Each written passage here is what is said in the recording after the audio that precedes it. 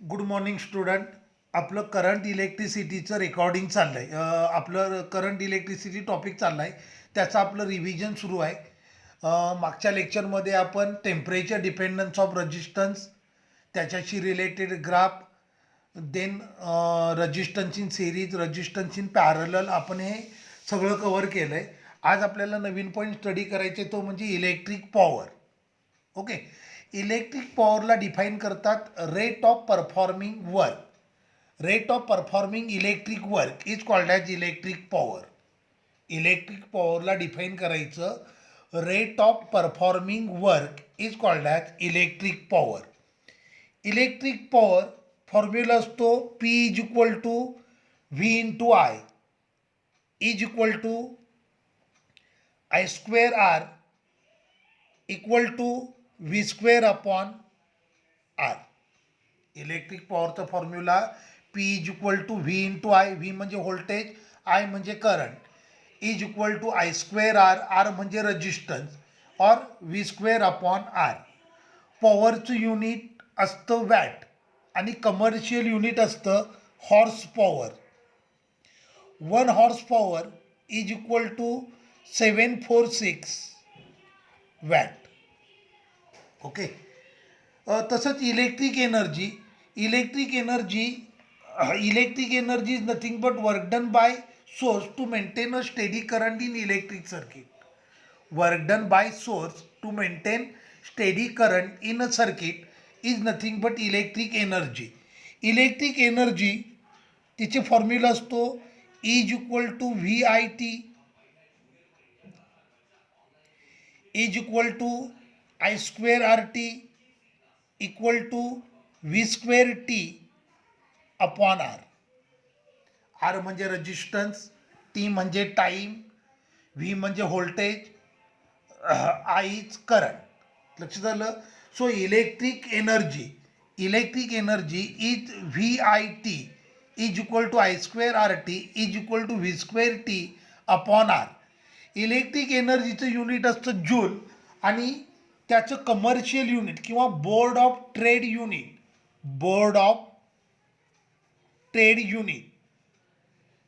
हे असतं kilowatt हवर.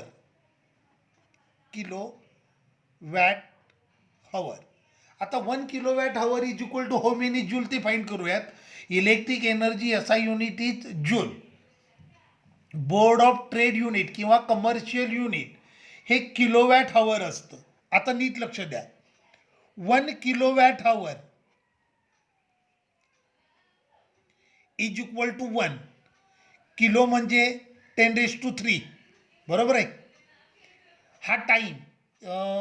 So watt म्हणजे जूल अपॉन सेकंड आणि हवरचे सेकंड असतात 3600 सेकंड.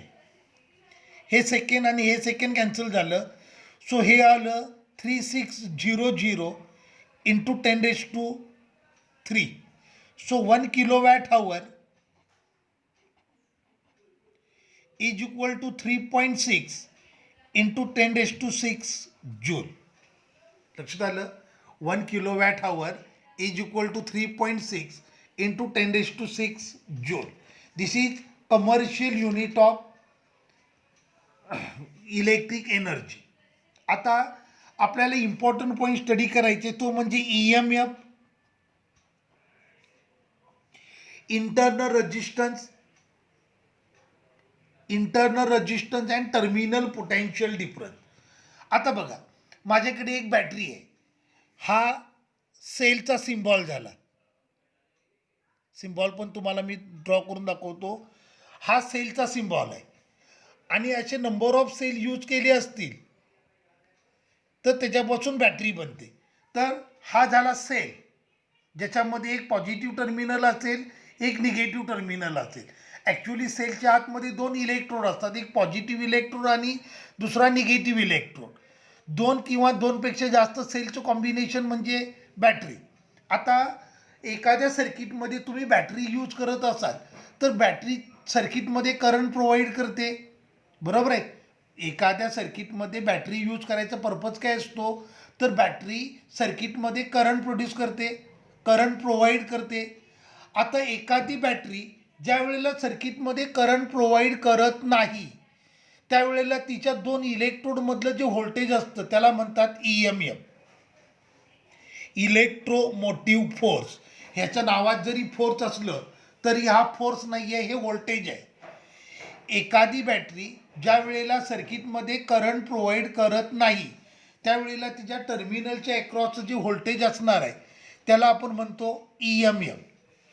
क्लिअर झालं? When given battery does not provide any current in a circuit, then voltage drop across terminals of battery is nothing but EMF. एखादी battery सर्किटमध्ये जर current provide करत असेल तर तिच्या दोन इलेक्ट्रोडमधलं किंवा तिच्या दोन टर्मिनलमधलं जे व्होल्टेज असतं त्याला म्हणतात टर्मिनल पोटॅन्शियल डिफरन्स किंवा टर्मिनल पोटॅन्शियल. क्लिअर झालं? EMF मी हे रफली सांगतोय. EMF म्हणजे काय आणि टर्मिनल पोटॅन्शियल म्हणजे काय. ज्या वेळेला एखादी बॅटरी सर्किटमध्ये करंट प्रोव्हाइड करत नाही त्यावेळेला बॅटरीच्या टर्मिनलमधलं बॅटरीच्या इलेक्ट्रोडमधलं जे व्होल्टेज असतं त्याला आपण म्हणतो EMF. एखादी बॅटरी ज्या वेळेला सर्किटमध्ये करंट प्रोव्हाइड करते त्यावेळेला तिच्या दोन इलेक्ट्रोडमधलं दोन इलेक्ट्रोडमधलं जे व्होल्टेज असतं त्याला म्हणतात टर्मिनल पोटॅन्शियल. मग obviously E is greater than V असणार आहे, कारण ज्या वेळेला तुम्ही EMF म्हणता त्यावेळेला ते सर्किट ओपन असतं, सर्किटमध्ये करंट नसतो, बरोबर आहे. त्यामुळं ऑब्व्हियसली दोन टर्मिनलमधलं व्होल्टेज कम्पॅरेटिव्हली मोअर असणार. आणि ज्या वेळेला तुम्ही टर्मिनल पोटॅन्शियल म्हणता त्यावेळेला बॅटरी सर्किटमध्ये करंट प्रोव्हाइड करत असते. हाय करंट पास करण्यासाठी बॅटरीला वर्क परफॉर्म करावं लागेल. ऑब्व्हियसली त्या केसमध्ये पोटॅन्शियल कसं येणार? कमी येणार. सो EMF आणि व्होल्टेज ह्याच्यामधलं EMF is always greater than voltage. लक्षात आलं? आता अजून एक पॉईंट आहे तो म्हणजे इंटरनल रेजिस्टन्स. आता बघा, बॅटरी स्वतःच करंट प्रोव्हाइड करते आणि बॅटरीचे कंपोनंट असतात म्हणजे इलेक्ट्रिक सोल्युशन असेल, इलेक्ट्रोड्स असतील, ते करंटला अपोज करतात. त्या अपोजिशनला म्हणतात इंटरनल रेजिस्टन्स. लक्षात आलं? Opposition offered by components of battery to the flow of electric current is called as internal resistance. लक्षात आलं? आता आपण एक सर्किट केलं, अगदी साधं सर्किट म्हणजे आपण ओहम्स लॉचं सर्किट केलं, बरोबर आहे. आता ओहम्स लॉचं सर्किट असेल तर ओहम्स लॉच्या सर्किटमध्ये सर्किटमधून करंट पास होतोय. मग बाहेर सर्किट कंपोनंट कोणते आहेत? तिथे ॲमीटर आहे, व्होल्ट मीटर आहे, रेजिस्टन्स बॉक्स आहे, कनेक्टिंग वायर्स आहेत.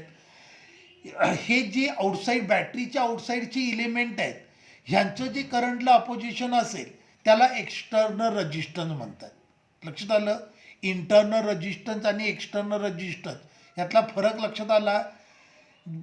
बॅटरीच्या कंपोनंटनी करंटला केलेलं अपोजिशन त्याला आपण काय म्हणतो? Internal resistance. आणि बॅटरीच्या आउटसाईडला जे कंपोनंट आहेत म्हणजे करंट कनेक्टिंग वायर्स असतील, ॲमीटर असेल, व्होल्ट मीटर असेल, यांनी करंटला जे अपोज केलेलं असतं त्याला आपण काय म्हणतो? External resistance. अगदी साधं एक्झाम्पल सांगतो. सपोज करा तुम्ही इलेक्शनला उभे राहणार, मग तुमच्या घराच्या बाहेरची लोक म्हणजे तुमचे रिलेटिव्ह सोडून बाकीची गल्लीतली लोक आहेत ते म्हणतात की आम्ही तुम्हाला वोटिंग करणार नाही आहे. मग ह्या बाहेरच्या गल्लीतल्या लोकांचं अपोजिशन ते म्हणजे काय झालं? जस्ट लाईक एक्सटर्नल रेजिस्टन्स झालं. पण तुमच्या घरातले तुमची मम्मी, तुमचे पप्पा, तुमचं बहीण, तुमचा भाऊ तो देखील म्हणतो आम्ही तुम्हाला वोटिंग करणार नाही आहे.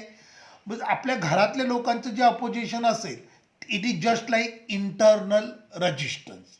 कळलं? इंटरनल रेजिस्टन्स बॅटरी स्वतःच करंट प्रोड्यूस करते आणि बॅटरीचे कंपोनंट आहेत ते करंटला अपोज करत आहेत. तर बॅटरीच्या कंपोनंटचं करंटला opposition that is called as internal resistance. Okay. आता बॅटरी दाखवायची कशी बघा. ही बॅटरी, हा सेल आहे आणि हा त्याचा इंटरनल रेजिस्टन्स. तर बॅटरी अशी दाखवायची असते किंवा सेलचा सिम्बॉल असा असतो ज्याच्यामध्ये त्याचे दोन टर्मिनल्स आणि इंटरनल रेजिस्टन्स देखील येतो. किंवा हा डायग्राम तुम्ही असा जरी ड्रॉ केला तरी चालतो. बॅटरी आणि तिचा इंटरनल रजिस्टन्स. लक्षात आलं? हां, मग आता मी एक डायग्रॅम ड्रॉ करतो. आता सपोज करा ही बॅटरी आहे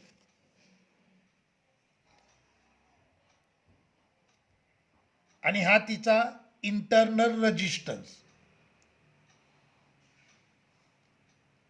हा झाला एक्सटर्नल रजिस्टन्स आर, हे स्मॉल आर. आता ह्या बॅटरीच्या अक्रॉस आपण व्होल्ट मीटर कनेक्ट केलंय.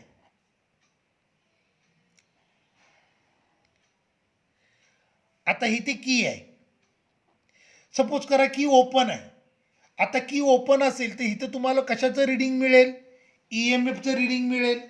बरोबर आहे, कारण सर्किटमध्ये जर करंट नसेल तर त्यावेळेला जे व्होल्टेज असतं त्याला आपण EMF म्हणतो.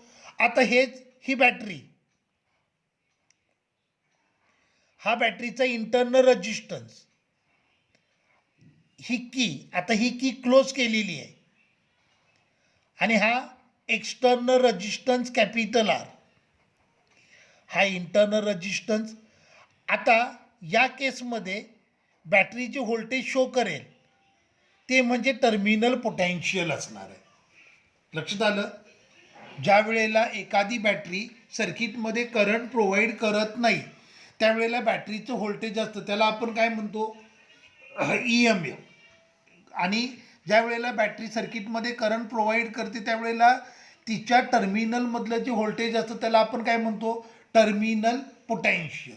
मग आता या केसमध्ये बघा, I is equal to E upon R plus R. Therefore E is equal to, हे आलं I into bracket R plus R. So E is equal to IR plus I small R. According to Ohm's law IR म्हणजे V म्हणजे terminal potential. मग हे आलं E is equal to V plus IR. Therefore V is equal to E minus IR. This is the relation between terminal potential, EMF and resistance. लक्षात आलं? V is equal to E minus IR. आता ह्याच्यावरनं clear होत आहे terminal potential हे कायम EMFच्या प्रोपोर्शनमध्ये कसं असणार? Small असणार. क्लिअर झालं? आता इंटरनल रजिस्टन्स त्याचा फॉर्म्युला असतो E upon V -1 into capital R.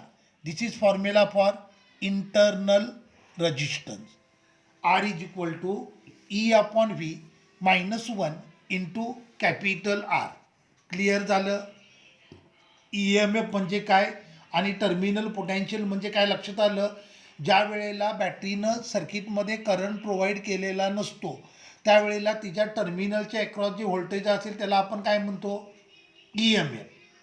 आणि ज्या वेळेला ती बॅटरी सर्किटमध्ये करंट प्रोव्हाइड करते त्यावेळेला तिच्या टर्मिनलमधलं जे व्होल्टेज असणार आहे त्याला आपण काय म्हणतो? Terminal potential. आता हा फॉर्म्युला बघा, V is equal to E minus IR. आता हा फॉर्म्युला केव्हा यूज करायचा तेही सांगतो. ज्या वेळेला करंट बॅटरीचं पॉझिटिव्ह टू बॅटरीचं निगेटिव्ह ट्रॅव्हल करतो त्यावेळेला रिलेशन कोणतं यूज करायचं? V is equal to E minus IR. पण सपोज करा करंट उलटा आहे, म्हणजे करंट बॅटरीचं निगेटिव्ह टू बॅटरीचं पॉझिटिव्ह असा चाललं आहे किंवा बॅटरीचं चार्जिंग करत आहे तर during charging EMF terminal potential असतं V is equal to E plus IR. लक्षात आलं? बॅटरीला चार्जिंग करत असाल, आपण इन्व्हर्टरची बॅटरी असते तिला चार्जिंग करतो तर चार्जिंग करताना रिलेशन काय घ्यायचं? V is equal to E plus IR. किंवा दोन कन्व्हेन्शन वापरायचे, करंट जर पॉझिटिव्ह टू निगेटिव्ह जात असेल तर terminal potential V is equal to E minus IR. Current जर निगेटिव्ह टू पॉझिटिव्ह चालला असेल, उलटा कन्व्हेन्शनल डिरेक्शनच्या उलटा करंट असेल तर रिलेशन काय घ्यायचं? V is equal to E plus IR. हे R म्हणजे इंटरनल रजिस्टन्स ज्याचा फॉर्म्युला असतो E upon V -1 into R. मग आता आपल्याला स्टडी करायचं आहे ग्रुपिंग ऑफ बॅटरी. आता माझ्याकडे सपोज करा n number of identical batteries आहे ज्यांना मी सिरीजमध्ये कनेक्ट केलंय.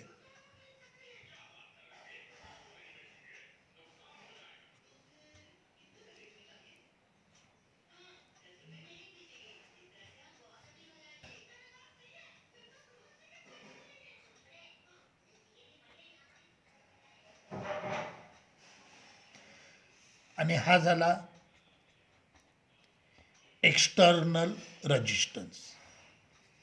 सो हा आर, हे small R, small R, small R, this is E, E. So n number of batteries, n number of identical batteries are connected in series. मग effective EMF किती असेल? E effective is equal to E plus E असं n times. So n effective आलं, E effective आलं n into E. E म्हणजे EMF of single battery, बरोबर आहे, आणि n म्हणजे total number of batteries. R effective हे आलं आर प्लस आर म्हणजे हे किती आलं? N R. Therefore R total is equal to capital R plus N R. एक लक्षात ठेवायचं, एक्सटर्नल रेजिस्टन्स हा कायम इंटरनल रेजिस्टन्सला सिरीजमध्ये घ्यायचा. सो आर टोटल किती आलं? R plus N R. मग करंट किती आला बघा? करंट आला E effective divided by R total. So हे आलं I is equal to N E upon R plus N R. हा झाला करंटसाठी फॉर्म्युला. यावर्षी जी नीट झाले त्या नीटमध्ये याच्यावर आता 13 तारखेला जी नीट झाली याच्यावर एक क्वेश्चन होता, हा फॉर्म्युला यूज करून करंट फाइंड करायचा होता. So I is equal to हे आलं N E divided by R plus N R.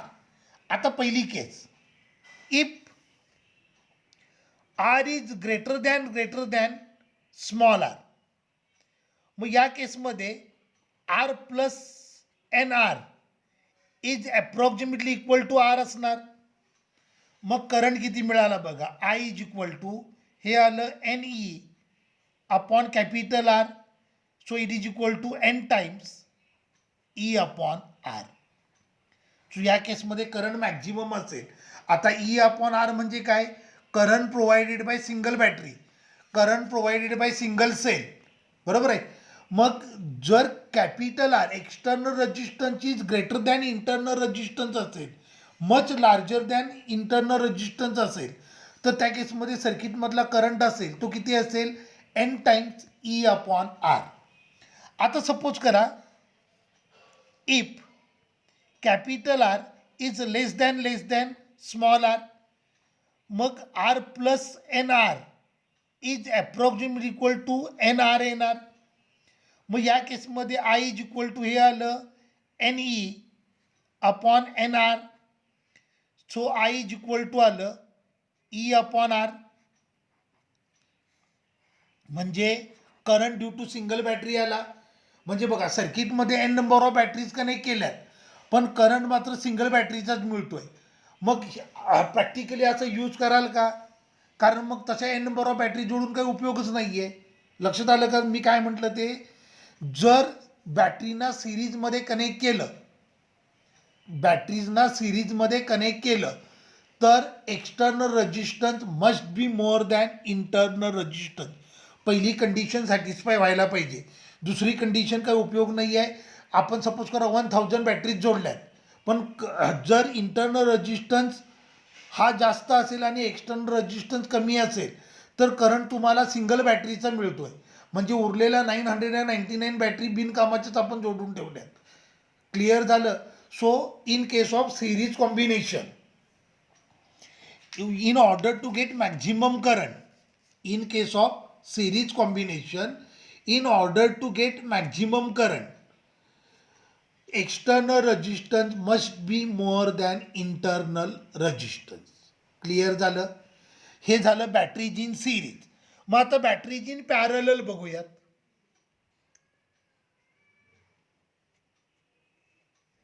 हे आर, हे ई,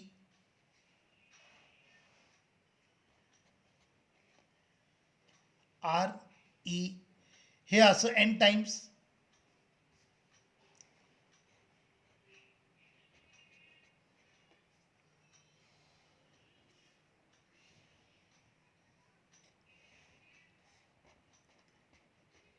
आणि हा झाला एक्सटर्नल रेजिस्टन्स आर.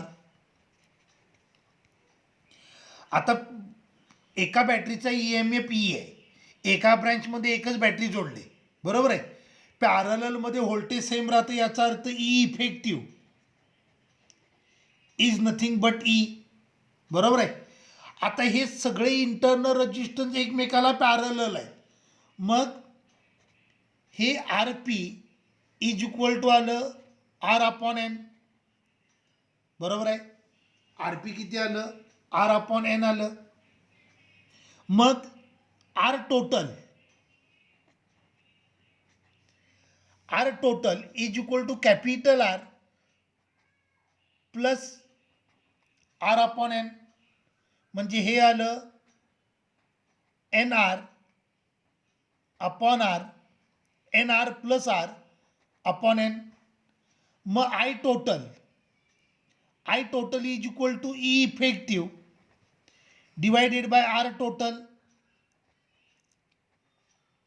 मग हे येणार E divided by N R plus R upon N. So हे आलं N E divided by N R plus R. Okay. जर बॅटरीना पॅरललमध्ये कनेक्ट केलं असेल तर इफेक्टिव्ह करंट किती असतो, N E divided by N R plus R. आता पहिली केस बघा. If N R is greater than किंवा if capital R is greater than small R, मग या केसमध्ये N R plus R is approximately equal to N R येणार, बरोबर आहे. मग आय किती येतोय बघा, आय आला N E divided by N R. So हे आलं ई अपॉन आर, म्हणजे current due to single battery आला. आपण सर्किटमध्ये जोडताना नंबर ऑफ बॅटरीज जोडल्यात, पण करंट मात्र एका सिंगल बॅटरीचा मिळतोय. मग मला सांगा, तुम्ही पॅरललमध्ये जर कॉम्बिनेशन केलं असेल तर ही कंडिशन यूज कराल का, नाही करणार, कारण नंबर ऑफ बॅटरी जोडून आपल्याला सिंगल बॅटरीचा करंट मिळू लागलाय, त्यामुळं ही कंडिशन चालणार नाही. मग दुसरी कंडिशन चेक करूयात. If R is less than small R, मग या केसमध्ये N R plus R is approximately equal to small R आलं. मग आय इज इक्वल टू हे आलं N E upon small R. So हे आलं N times E upon R. Current किती आला, N times current due to single battery. Clear झालं. मग लक्षात काय ठेवायचं, जर सिरीज कनेक्शन करत असाल, in order to get maximum current external resistance must be more than internal resistance. तुम्ही पॅरलल कनेक्शन करत असाल, in order to get maximum resistance internal resistance must be greater than external resistance. कळतंय का. 11च्या नोट्समध्ये हे आपण सगळं व्यवस्थित लिहिलेलं आहे. तुम्ही ते एकदा रिवाईज केलं की तुम्हाला प्रॉब्लेम येणार नाही. मग आता मिक्स ग्रुपिंग ऑफ सेल्स किंवा मिक्स कॉम्बिनेशन ऑफ सेल्स बघूया. आता माझ्याकडे एन नंबर ऑफ सेल्स आहेत.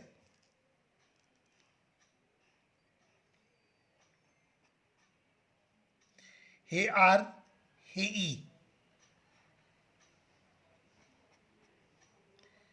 हे R E,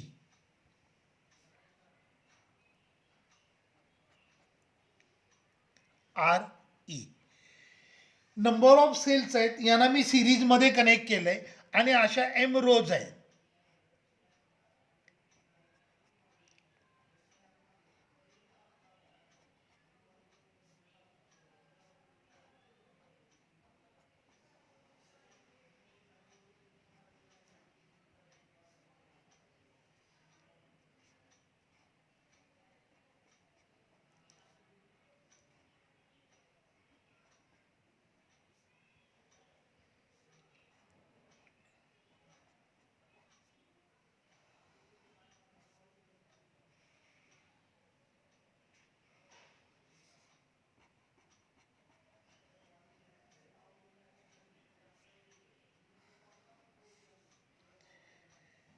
N number of batteries एका रोमध्ये आहेत आणि असे एम सेल आपण कनेक्ट केले.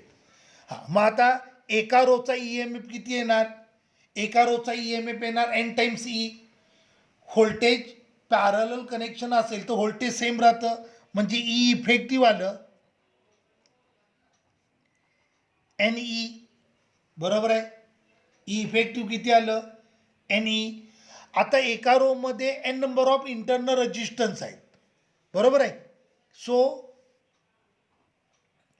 R effective for single row. R effective for single row किती आलं? एन ई आलं. बरोबर आहे. मग R total R parallel is equal to N R, sorry हे एन आर आलं, सॉरी. आर इफेक्टिव्ह म्हणजे एका रोचा इंटरनल रेजिस्टन्स किती आला? एन टाइम्स आर आलं. आता असे एन आर एम रोजमध्ये कनेक्ट झालेत, मग आर इफेक्टिव्ह आलं किंवा आर पॅरलल आलं N R upon M. M म्हणजे number of rows. R parallel किती आलं? N R upon M. तुमच्या लक्षात येतंय का? एका रोचा रेजिस्टन्स किती आला? N R. अशा एम रोज आहेत, त्यामुळं आर पॅरलल किती आलं? N R upon M.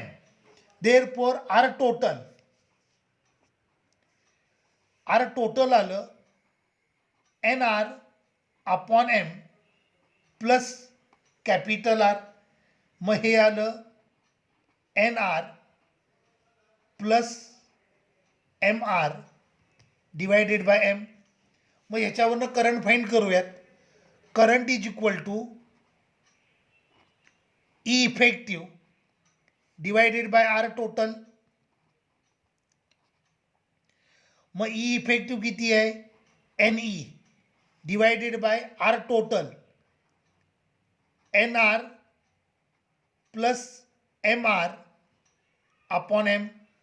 Therefore I is equal to N M E divided by N R plus M capital R. हा झाला करंट. लास्ट इयरला आपण एक न्यूमरिकल सॉल्व केलं होतं बघा. ते इलेक्ट्रिक एक कुठला तरी फिश होता, त्या फिशच्या आतमध्ये सेल्स असतात ज्या करंट जनरेट करतात. मग त्याच्यामध्ये आपण हे रिलेशन यूज करून हा फॉर्म्युला यूज करून आपण ते न्यूमरिकल सॉल्व केलं होतं. तर हे पुन्हा एकदा मी एक्सप्लेन करतो.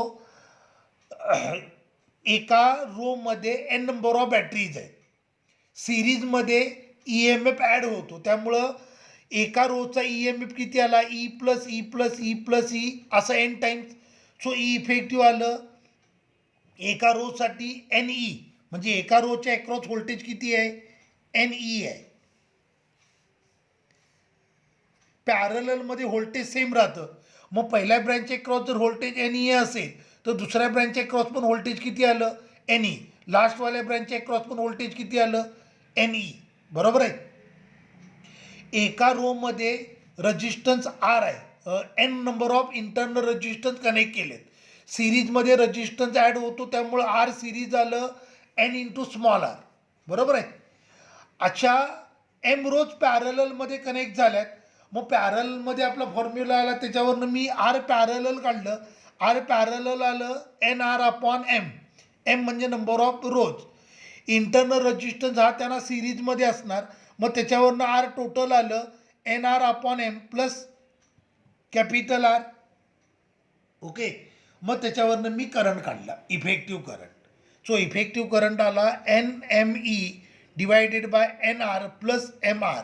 एन म्हणजे number of cells in one row, M म्हणजे टोटल नंबर ऑफ रोज. लक्षात आलं? तर आपलं बेसिक डिस्कशन सगळं झालेलं आहे. आता नेक्स्ट लेक्चरपासून आपण आपला 12वीचा ॲक्च्युअल टॉपिक स्टार्ट करणार आहोत. त्याच्या नोट्स मी तुम्हाला प्रोव्हाइड करत जाईन, त्यामुळे तुम्हाला प्रॉब्लेम येणार नाही. ठीक आहे, थांबूया.